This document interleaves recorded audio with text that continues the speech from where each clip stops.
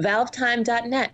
Hi, and welcome to the ValveTime News. Each week we'll bring you the biggest talking points regarding Valve and the community. Now, the news.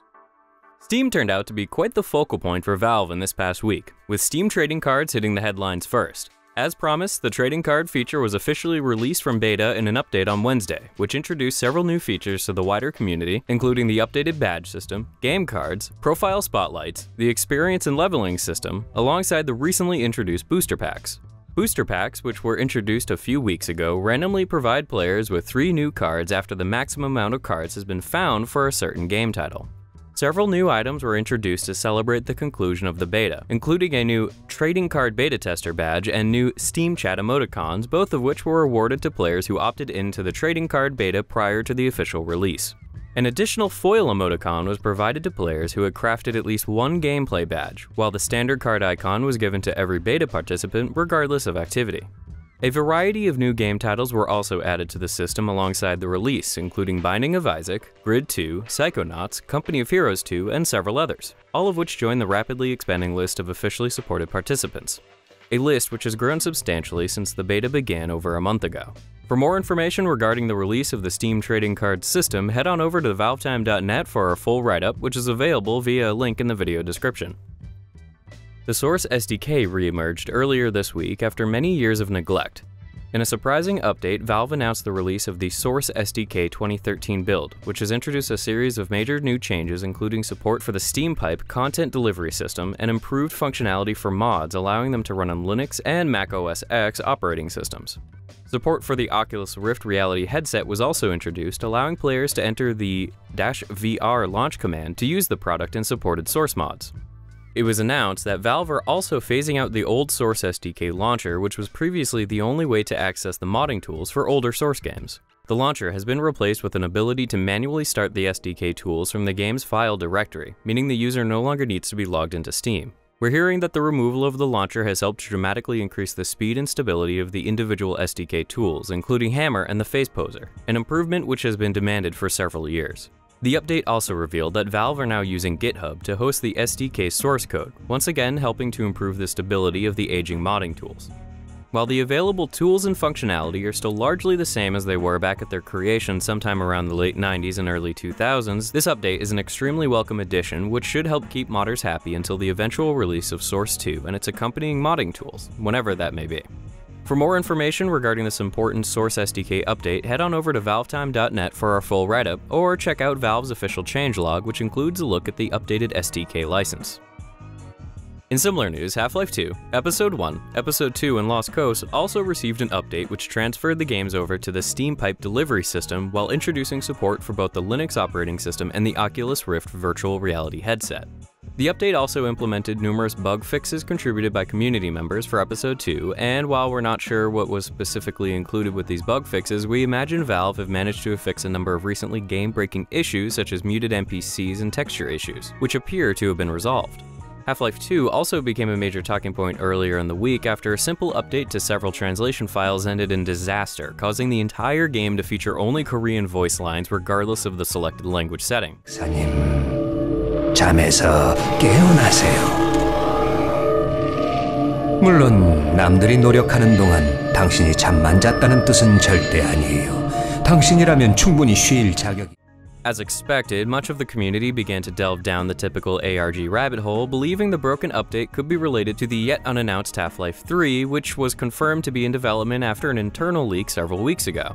After a short tweet from Steam support managed to accidentally add more fuel to the fire, the game's language bug was eventually fixed alongside the aforementioned SteamPipe update on June the 26th, revealing that the problems with the update were nothing more than an unplanned glitch. The SteamPipe announcement tweet also referenced the community's activities by stating, "This isn't an ARG, just SteamPipe," ending the rampant speculation once and for all. Well, for now, at least. We'll keep in line with the recent rumors and fake ARG scares regarding Half-Life 3 for this week's discussion. Simply put, how would you like Valve to announce the game, if and when they finally get around to doing so? Let us know which option you would personally prefer and why. A normal trailer/press release, B, an ARG of similar design to Portal 2, or C, something brand new and original. We want to know what you think, so leave a comment below with your thoughts. The Steam Workshop also received a major update this week, which has introduced revenue sharing.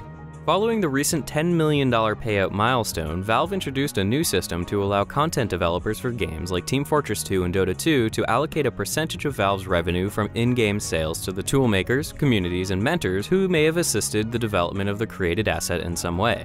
For example, an individual who creates a new weapon for Dota 2 may wish to distribute a percentage of Valve's revenue towards the creator of the 3D modeling tool used to produce them, for instance the Blender Foundation. Or they may wish to give a portion of the revenue to a community who helped inspire or assist with the creation of the item, such as Polycount or Facepunch. A new slider system at the bottom of workshop posts allows content producers to determine how much of the shared revenue, if any, they wish to give to supported organizations. Valve were keen to mention that all the shared revenue will be taken from their own share of the in-game sales and is not taken from the item creator's royalty payment. For more information regarding this new Steam Workshop feature, be sure to head on over to valvetime.net for our full write-up.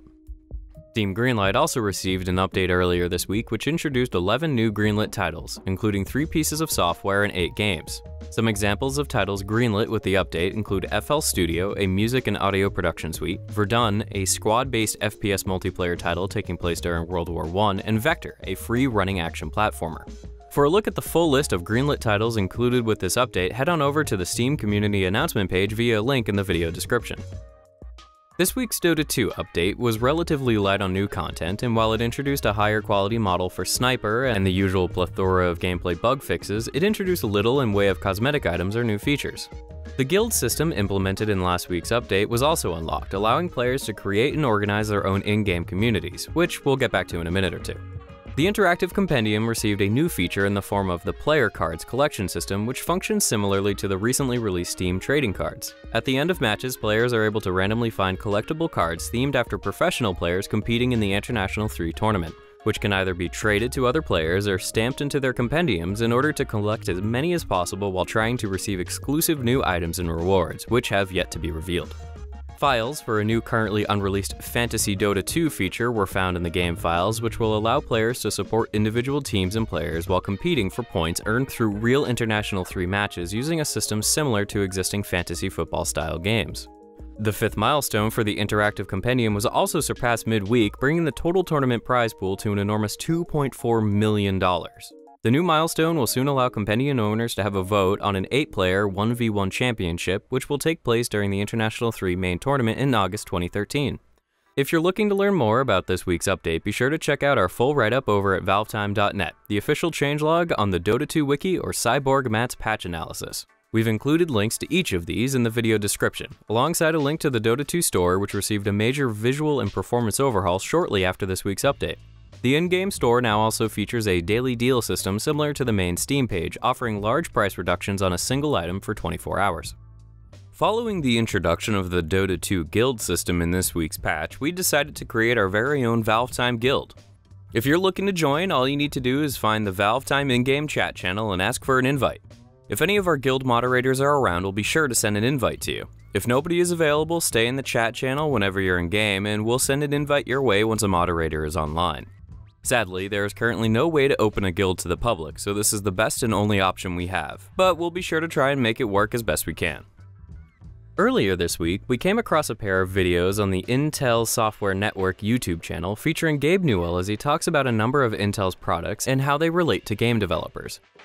In the videos, Gabe discusses a number of different topics, including Dota 2, the Haswell 4th generation Intel Core processor, and most interesting, how a peer-to-peer wireless screencast tool known as Miracast may impact the streaming functionality rumored to appear in the upcoming Steambox, a system which may allow the user to wirelessly stream from their PC to any television in their home. Take advantage of this, but the possibility is there. Anywhere you see a screen, anything that you're running on a computer somewhere in your home should be able to display there with low latency and great visual fidelity. Miracast is an important technology in improving the value proposition for consumers as well as the usability of these systems. While both videos were uploaded in the first week of June, their relatively low view count figures suggest that they have gone largely unnoticed until now. Both videos are available via links in the video description should you want to check them out. Sven Co-op, the extremely long-running and fan-favorite Half-Life 1 modification, was updated to version 4.8 this past weekend. The patch included cooperative campaign support for Half-Life Blue Shift and fixed a number of extremely detrimental gameplay and performance bugs related to Half-Life's recent SteamPipe conversion. Sadly, the main update changelog is far too lengthy and varied to discuss here, but we've included a link to the full Sven co-op update thread in the video description, which should answer any questions you may have. Lead developer Sven Viking also mentioned that 4.8 will most likely feature as the final update for the mod, but that this is by no means the end of Sven co-op, and the team has a major announcement to make soon. Naturally, we're excited to find out what this major announcement could involve, and we'll be sure to keep you up to date with the latest as we learn more. That brings us to the end of another week of Valve news. Don't forget to head on over to our Dota 2 announcer pack page over at the Steam Workshop to rate us positively. As we fast approach 900 votes, we want you all to know how extremely amazed and grateful we are at how supportive everyone has been so far. Hopefully you'll all continue to be supportive as our pack continues to grow in popularity, so be sure to head on over to let Valve know just how much you want it. We also recently passed 5,000 total likes on Facebook, so we hope you'll understand why we're about to waste a few more seconds of your time to say thank you so much to everyone who continues to support us. We look forward to giving you more great content for a long time to come. If you haven't yet had a chance to like us, what are you waiting for? Head on over to our Facebook page to join in. Thanks again for watching, and bye for now.